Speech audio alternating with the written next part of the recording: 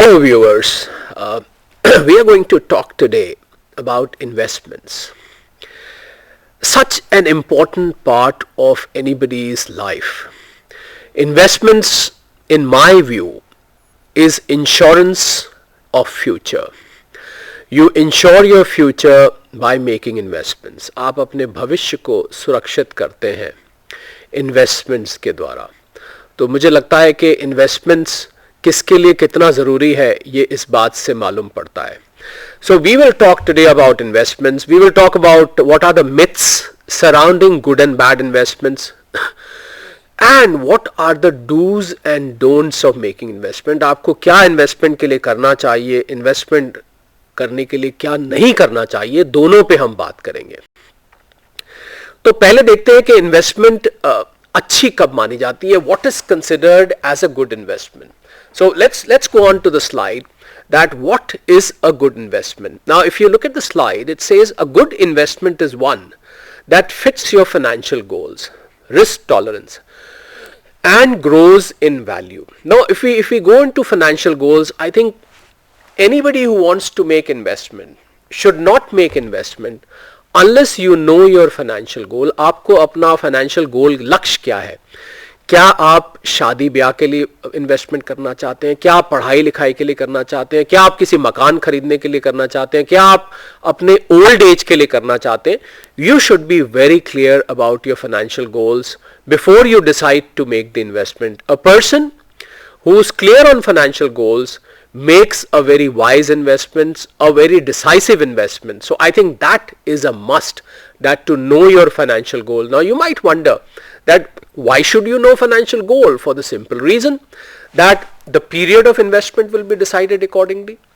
The avenue where you are investing would be decided accordingly, and the amount you are investing would also be decided accordingly. In fact, the frequency of investment would be decided accordingly. So it is very important for someone to know the financial goal. Every investor must know this without fail. After that, we should know the risk tolerance. कि आप कितना जोखिम उठाना चाहते हैं, उठा सकते हैं, कितना रिस्क ले सकते हैं. Now, investment is full of risk because you are investing in future. You don't know, and future is uncertain. You don't know what is going to happen tomorrow. So therefore, और investment में एक thumb rule होता है कि जितना ज़्यादा return उतना ज़्यादा रिस्क, जितना कम रिटर्न उतना कम रिस्क. तो इसलिए आपको अपना रिस्क असेसमेंट करना ज़रूरी है. कुछ लोग कहते हैं कि हम स्टॉक मार्केट्स में इन्वेस्ट करना चाहते हैं. कुछ लोग कहते हैं we are happy with fixed deposits, हम खाली बैंक के फिक्स्ड डिपॉजिट से ही खुश हैं, हमें कम रिटर्न आता है कोई बात नहीं, पर हमें रिस्क नहीं लेना है. कुछ लोग कहते हैं बीच में कहीं हम म्यूचुअल फंड्स में इन्वेस्ट करना चाहते हैं, कुछ लोग बॉन्ड्स में इन्वेस्ट करना चाहते हैं, कुछ लोग गोल्ड में इन्वेस्ट करना चाहते हैं, कुछ लोग प्रॉपर्टीज में इन्वेस्ट करना चाहते हैं. ये सब कैटेगरीज बताती हैं कि हमारी रिस्क एपेटाइट कितनी है. How much is the risk taking capacity that we have while making the investment. So I think financial goals is one, then our risk taking ability comes the next, and then of course आप उससे क्या चाहते हैं. आप अपने पैसे को grow करना चाहते हैं या आप चाहते हैं कि आपको कोई रेगुलर रिटर्न आता रहे. ये दोनों बातें भी बहुत अहमियत रखती हैं.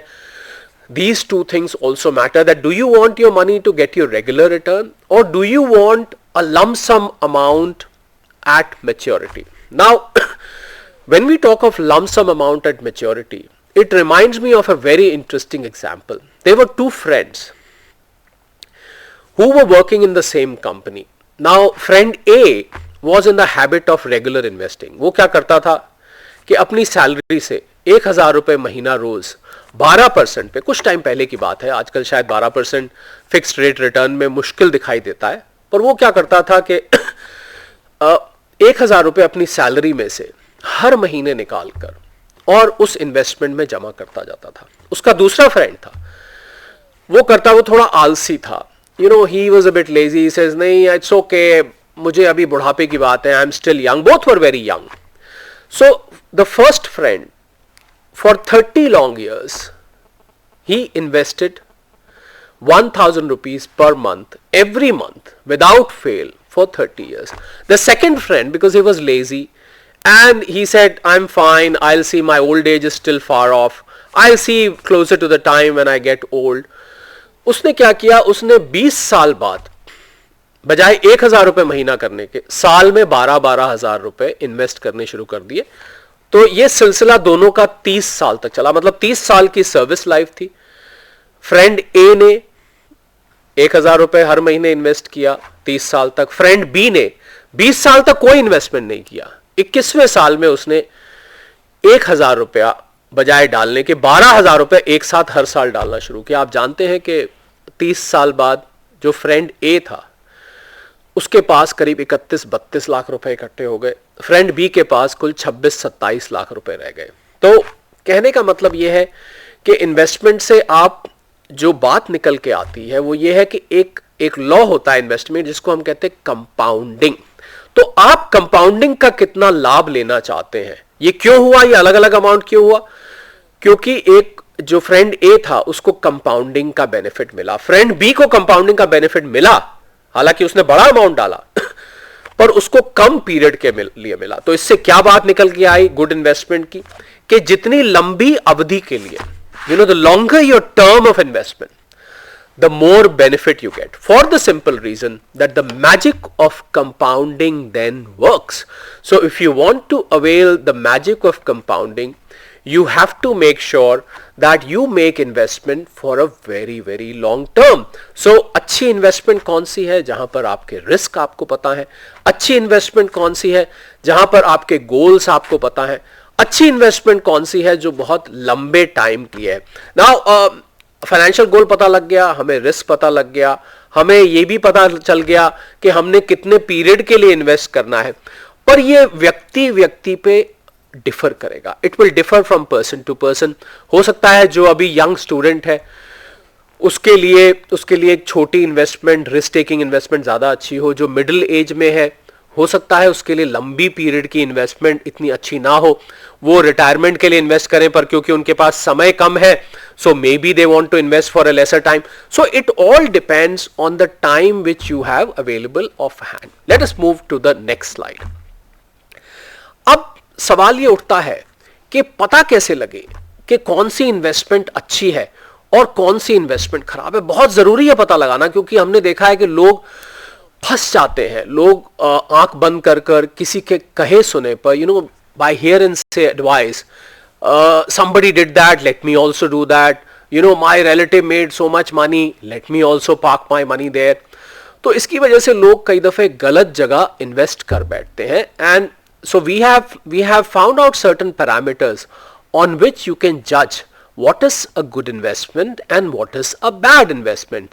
Let us see by checklist what is a good investment. Now if you see the slide, ROI is more. कैसे पहचाने के इन्वेस्टमेंट अच्छा है? अगर उसकी ROI ज्यादा है इन्फ्लेशन रेट से, मतलब इन्फ्लेशन रेट जो महंगाई की दर है जिसको हम मुद्रास्फीति कहते हैं, अगर वो महंगाई की दर एक X% पे है और आपकी इन्वेस्टमेंट उससे थोड़ा सा फालतू रिटर्न दे रही है, जितना ज्यादा दे अच्छा है, जितना ज्यादा दे अच्छा है, पर अगर थोड़ा भी फालतू दे रही है तो मुझे लगता है कि वो एक बहुत अच्छी इन्वेस्टमेंट साबित हो सकती है.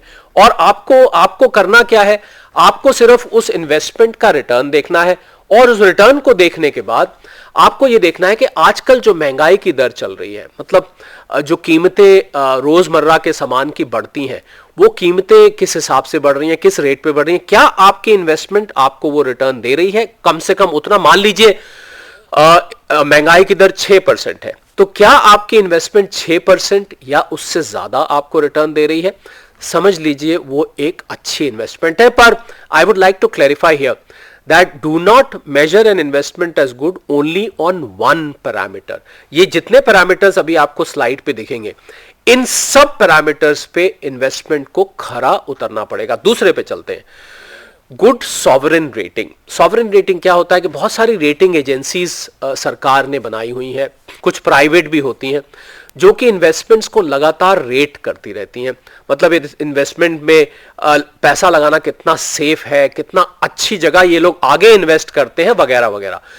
तो आपने सुना होगा AAA+, AAA-, AA-, AA-, BB+ वगैरह वगैरह, ऐसी आपको रेटिंग्स दिखाई देती होंगी. तो उसकी अगर रेटिंग है, अगर किसी रेटिंग एजेंसी ने उसको रेट किया है, तो आप उस अच्छी रेटिंग्स की तरफ देख के ये बता सकते हैं कि ये इन्वेस्टमेंट अच्छी है। अगर उसकी रेटिंग अच्छी नहीं है तो ये पता लगा सकते हैं कि ये इन्वेस्टमेंट अच्छी नहीं है, this investment is not safe to invest. Then does it go with the market trend? Market trend से मतलब है कि जो मार्केट में आजकल इन्वेस्टमेंट्स चल रही हैं, आपको एक इन्वेस्टमेंट बीच में ऐसी दिख जाती है जो कि अजीबोगरीब दिखती है।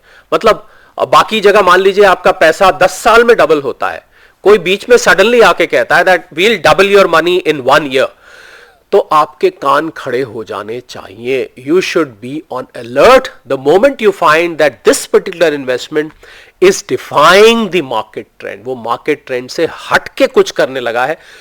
मुझे लग रहा है अगर वो मार्केट ट्रेंड से हट के करता है तो आपको अलर्ट हो जाना चाहिए, and you should refrain from making that investment. That is called defying the market trend.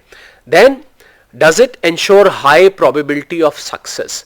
मतलब जो उस इन्वेस्टमेंट ने आपको प्रॉमिस किया है, whatever is the commitment made by investment in terms of return and in terms of redemption, चाहे वो return regular हो या रिटर्न मैच्योरिटी पर हो, और पीरियड जिस पीरियड का उन्होंने कमिटमेंट दिया है, 5 साल, 3 साल, 1 साल, 6 महीने, 10 साल, उसकी प्रोबेबिलिटी आपको क्या दिखती है कि वो आएगा? जहां आपको दिखे कि इसकी प्रोबेबिलिटी हाई है, कैसे पता लगेगा?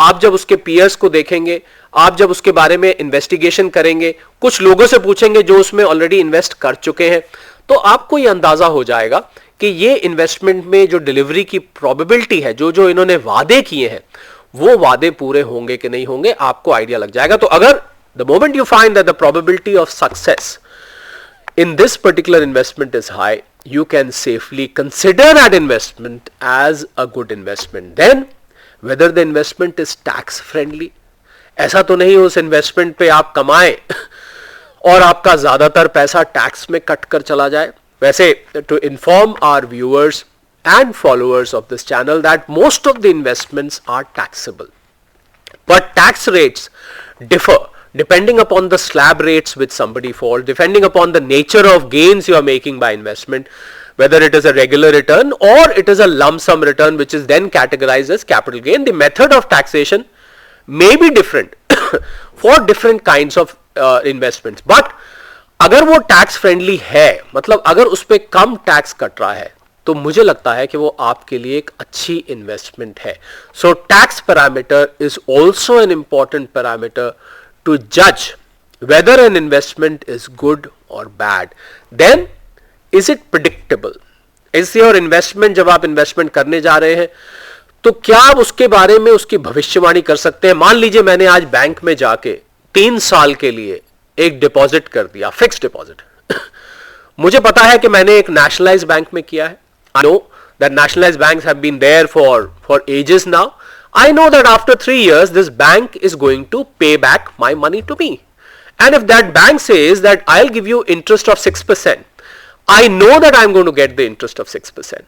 So the predictability is, again, it is something similar to high probability of success, but because it is investments, even a fine line of difference between the two matters. So therefore predictability of investment is very, very important. If you are able to, how to know the predictability?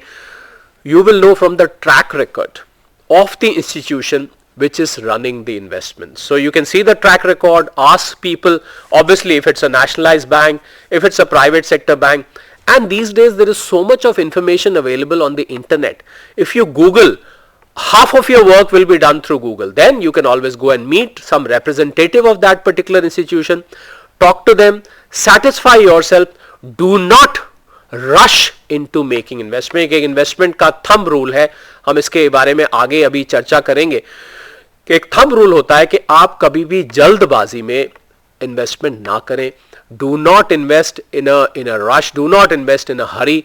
Always take time, research well, check the background, Google, ask people, do some own calculations, do some own introspection on the knowledge which you have till now, then make a decision to invest. So do not make an investment in a hurry. Now अब हमने अच्छी investments तो देख ली, अब जरा investment अगर बुरी है तो भी तो कोई तरीका होगा पहचानने का। ऐसा नहीं है कि जो अच्छी नहीं है वो बुरी होगी, ऐसा भी कह सकते हैं, पर फिर भी बुरी इन्वेस्टमेंट्स के कुछ विशेष पैरामीटर्स हैं जिसको हम अलग से समझ सकते हैं। Going back to the slide, if you see the second part of the slide, the second side, the right side of the slide, you will see that उसकी आरओआई, जिसको हम कहते हैं रिटर्न ऑन इन्वेस्टमेंट, वो unstable है। मतलब वो आप पिछले सालों में, पिछले महीनों में या पिछले टाइम में देखेंगे तो आपको लगेगा कि आरओआई कभी ऊपर जाता है, कभी नीचे जाता है। हालांकि मैं ये कहना चाहूंगा यहां पर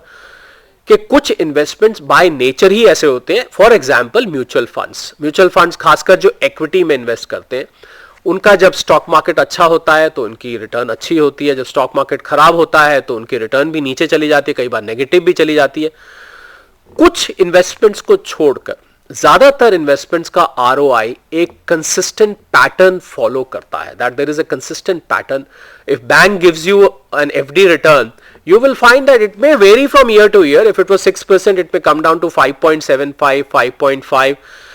But still, there is a certain pattern which is followed. There is certain stability which is there. ये नहीं कि मैंने आज आपको FD 5 पे दिया, 5% पे, कल मैंने बोला आपको 5.5 मिल जाएगा, अगले महीने मैंने बोला आपको 6 मिल जाएगा, फिर मैंने तीसरे महीने बोला।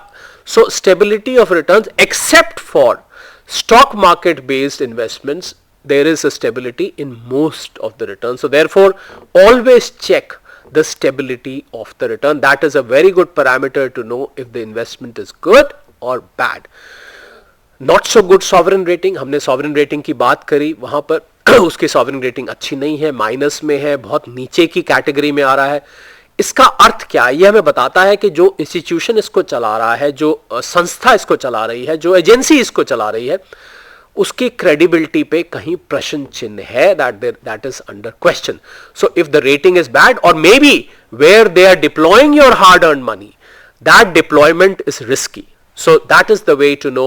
सो आपका कुछ काम वो सॉवरेन रेटिंग एजेंसीज कर देती हैं कि वो आपको बता देती हैं कि आपका इन्वेस्टमेंट सेफ नहीं है, तो सॉवरेन रेटिंग जरूर चेक करें। फिर से एक बार इस बात को दोहरा लेते हैं।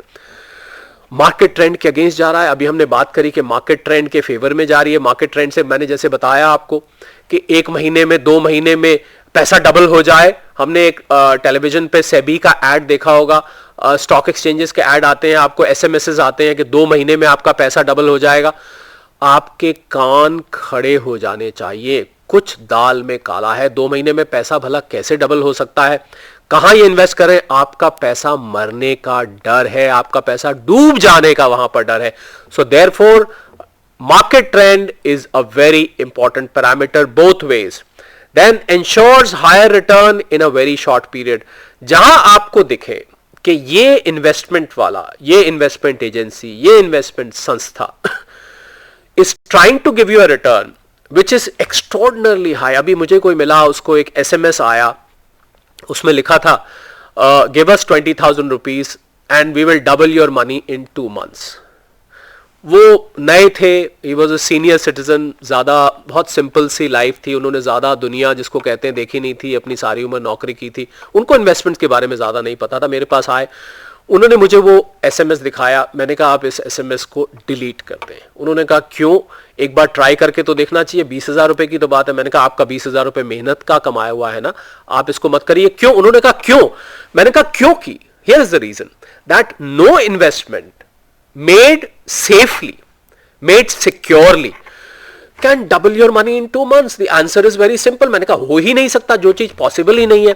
सो one should not, as investor, one should not get lured into these extraordinarily high returns. So therefore a bad investment is where you are getting a return which is absolutely phenomenal or extraordinary or out of the world. Do not get tempted to make those investments. उस पर बहुत ज्यादा अगर tax लग रहा है तो वो भी मैं बहुत अच्छी इन्वेस्टमेंट नहीं मानता हूं। हालांकि टैक्स जैसा कि मैंने कहा अलग अलग इन्वेस्टमेंट्स पे अलग अलग तरीके से लगता है। कैपिटल गेन टैक्स कई दफे ज्यादा भी होता है, पर फिर भी अगर टैक्स फ्रेंडली हो इन्वेस्टमेंट तो हम उसको अच्छा मानते हैं। बहुत ज्यादा टैक्स लगता है तो उससे क्या होता है कि आपका जो टेक होम मनी है, जो असल में आपको उसका रिटर्न मिल रहा है, वो कम हो जाता है। और आपको मान लीजिए उसका रिटर्न 9% है और अगर 30% टैक्स लग गया तो आपके ऊपर करीब करीब 2.7%, तो आपका टैक्स ही चला जाएगा, तो आपको बचेगा क्या हाथ में? कुल मिला के आपको बहुत कम रिटर्न आएगा. So therefore tax friendly is a very good way to recognize whether an investment is good or bad. Highly unpredictable. कल को पता नहीं क्या हो. मुझे याद आया एक इन्वेस्टमेंट आई थी कुछ साल पहले. लोगों को पेड़ों में इन्वेस्ट किया जाता था कि हम पेड़ लगाएंगे, आप पैसा दीजिए, हम पेड़ लगाएंगे.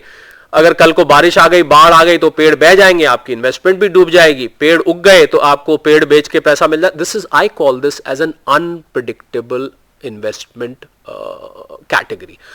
सो देयरफॉर प्रेडिक्टेबिलिटी. तो आपने देखा कि जो गुड बनाते थे उसी के ऑपोजिट उसको बैड भी बनाते हैं. तो हम कह सकते हैं कुछ हद तक कि जो गुड नहीं है वो बैड है. पर sometimes some investments fall in the middle category also. Therefore it's important to highlight good and bad investment. Let's move forward on some myths. लोग समझते हैं कि इन्वेस्टमेंट बहुत रिस्की सौदा है. एक बात जो मैं सभी को बताना चाहूंगा कि सेविंग और इन्वेस्टमेंट में फर्क होता है. अगर आपका पैसा घर में इकट्ठा करके रखा है या आपका पैसा एक सेविंग्स बैंक अकाउंट में रखा है, उसको प्लीज इन्वेस्टमेंट मत मानिए. वो इन्वेस्टमेंट नहीं है. इन्वेस्टमेंट जब होता है जब आपका पैसा आपके लिए काम कर रहा हो, आपको रिटर्न दे रहा हो. तो ये हमें देखना बहुत जरूरी है. उसके लिए अगर then we if you go back to the slide, you have to be rich, you can start. अगर आप अमीर बनना चाहते हैं, वेल्थ क्रिएट करना चाहते हैं, तो इन्वेस्टमेंट करनी बहुत जरूरी है. ये मत सोचिए, don't assume that simply saving money can make you rich. If you want your money to work, it has to be invested. Then some people feel कि अभी तो I am too young. I mean I meet a lot of young people, you know, who say अभी तो हमने college से निकल के नौकरी शुरू किया है, अभी से इन्वेस्टमेंट करके क्या करना है, ये तो बुढ़ापे में काम आएगा. बट माइंड यू, मैंने जो आपको अभी शुरू में एग्जाम्पल दिया दो फ्रेंड्स का, you can see the magic of compounding. जितनी जल्दी आप लाइफ में इन्वेस्टमेंट शुरू करते हैं उतनी जल्दी आपके लिए फायदा है. जल्दी से देख लेते हैं डूज एंड डोंट्स क्या है. Investors should be clear about investing goals, अभी हमने बात किया. Adequate research should be done before investing, अभी हमने इस पे भी जिक्र किया. Rating should be checked. Background of the operating agency, थोड़ी सी मेहनत करिए. आपने पैसा कमाने में इतनी मेहनत करी, you work so hard to earn your money, और आपने उस एजेंसी के बारे में जानने में कोशिश ही नहीं करी, तो पैसा, मेहनत से पैसा कमाया हुआ वहां जाके डूब जाता है. So you must do extensive research. Once again I would like to say, do not hurry up in making investment. Continuous monitoring. जब आपने एक बार पैसा इन्वेस्ट कर दिया, उसको इन्वेस्ट करके भूल मत जाइए कि बस अब तो बस चैन की नींद सो जाइए. जी नहीं, पैसा काम कर रहा है, पर आपकी सुपरविजन उसको चाहिए. समय समय पर उसको देखते रहिए, पूछते रहिए उसके बारे में, उस एजेंसी के बारे में. हो सकता है जो एक साल पहले ठीक था, कल को कुछ ऐसी घटना घट गई, वो ठीक नहीं रहा. So continuous monitoring is required. Never hesitate to switch. अगर आपको लग रहा है कुछ गड़बड़ है, you must switch. Withdraw your money from there and move to another alternate. Never hesitate to take help. मैंने देखा है बहुत सारे लोग अपने आप ही डिसीजन लेते हैं, पर there are professionals who are investment experts. मुझे लगता है उनकी सलाह जब जरूरत हो तो ले लेनी चाहिए, क्योंकि उन लोगों ने ज्यादा रिसर्च की होती है, उनको ज्यादा जानकारी होती है, उन्होंने पढ़ाई लिखाई की होती है. That can help you in making the right decision. Tax awareness जरूरी है, हमने बात कर ली. डाइवर्सिफाई बहुत इंपॉर्टेंट है. Do not put all eggs in the same basket. अपने सारे पैसे को एक ही इन्वेस्टमेंट मत लगाइए, उसको आप बांटिए अलग अलग जगह. भले ही रिटर्न डिफरेंट हो, कम हो, ज्यादा हो, मीडियम हो, पर आप उसको फैला के इन्वेस्ट करिए. Please do not put all eggs in the same basket. Select multiple investment alternates for your hard earn money. Invest long term, हमने जिक्र किया. लंबी अवधि के लिए लगाइए. जल्दी स्टार्ट करिए, हमने जिक्र किया. अब कुछ जल्दी क्या नहीं करना है, हालांकि हम बात कर चुके हैं. एक उधार मत लीजिए. इन्वेस्ट करने के लिए उधार नहीं लेना चाहिए, क्योंकि जिस रेट पे आप उधार ले रहे हैं वो रेट अमूमन आपकी इन्वेस्टमेंट पे जो रिटर्न आ रही है उससे ज्यादा होता है. तो eventually you will be a loser, because you will end up paying more interest and you will end up earning less. So do not borrow putting all eggs in the same basket, हमने जिक्र किया. आंख बंद करके invest मत करिए. Let your emotions take the lead. अब यहां पर इमोशंस कई बार प्लस भी होते हैं, माइनस भी होते हैं, तो इसके बारे में आप समझ लीजिए मैं क्या कहना चाह रहा हूं. Do not take unnecessary risk. अगर आप ले रहे हैं, अननेसेसरी रिस्क ले रहे हैं, तो उससे आपका पैसा डूब सकता है. एक्स्ट्रा रिटर्न के चक्कर में लोग ट्रैप हो जाते हैं. Avoid that. We have touched on all this, but I am just trying to summarise it for you. Investing on here and say, लोगों के कहे में आके इन्वेस्ट मत करिए. अपना दिमाग, अपनी रिसर्च, अपनी मेहनत को करिए, तब आप इन्वेस्ट करें. Follow other investors. As I said, investment goals अलग अलग होते हैं. जो एक बुजुर्ग आदमी इन्वेस्ट कर रहे हैं, maybe you are young, your goals do not match with that old person, so do not just blindly follow somebody and then putting your all eggs in your same basket. Procrastinating, that is, investment का decision बहुत ज्यादा टालते मत जाइए, because जितना आप टालेंगे उतना आपका रिटर्न कम होता जाएगा.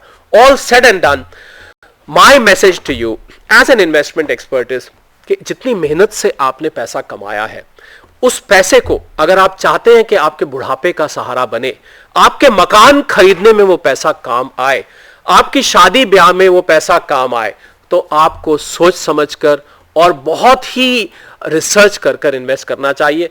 Invest safely for the benefit of your old age, for all your goals. May all your goals be fulfilled by making good investments. Thank you so much.